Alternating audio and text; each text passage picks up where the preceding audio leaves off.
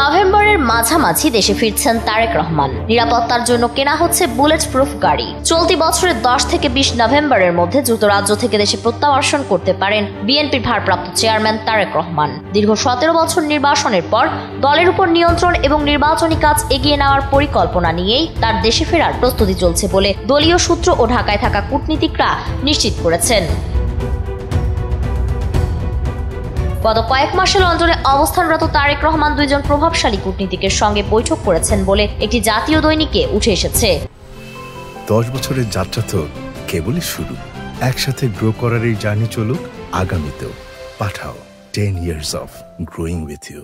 তারেক রহমান যাদের সঙ্গে বৈঠক করেছেন তাদের মধ্যে একজন ছিলেন বাংলাদেশে নিযুক্ত মার্কিন ভারপ্রাপ্ত রাষ্ট্রদূত ট্রেসি অ্যান জ্যাকবসন। ওই বৈঠকে তারেক রহমান স্পষ্টভাবে জানিয়েছেন তিনি খুব শীঘ্রই দেশে ফিরতে চান এবং বিএনপিকে সামনে থেকে নেতৃত্ব দিতে প্রস্তুত।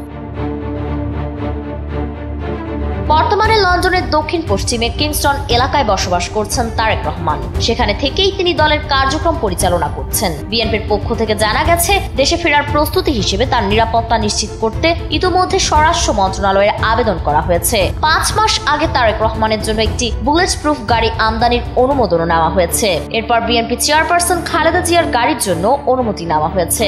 গাড়ি দুটি জাপান থেকে আনা হবে বলে জানা গেছে।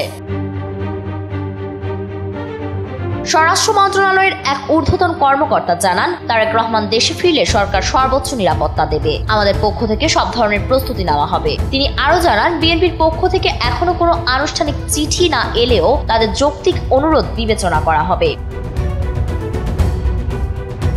বিএনপির নিরাপত্তা উপদেষ্টা মেজর জেনারেল ফজলে এলাহি আকবর বলেন, বাংলাদেশ এখন এক নতুন রাজনৈতিক বাস্তবতার মধ্যে দিয়ে যাচ্ছে। 2024 সালের 5 আগস্টের ঘটনার পর দেশের রাজনীতি নতুন পথে হাঁটছে। এই সময় তারেক রহমান যদি দেশে ফেরেন, তিনি সামনে থেকে নেতৃত্ব দেবেন এবং গণতন্ত্রের যাত্রায় গুরুত্বপূর্ণ ভূমিকা রাখবেন। তাই রাষ্ট্রের উচিত তার নিরাপত্তা নিশ্চিত করা।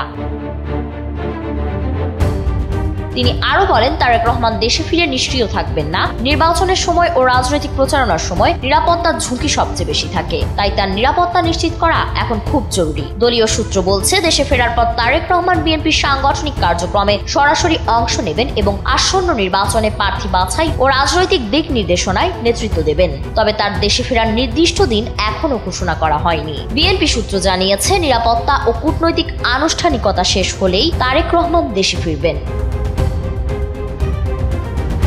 ফারিন রহমান প্রীতি, এনপিবি।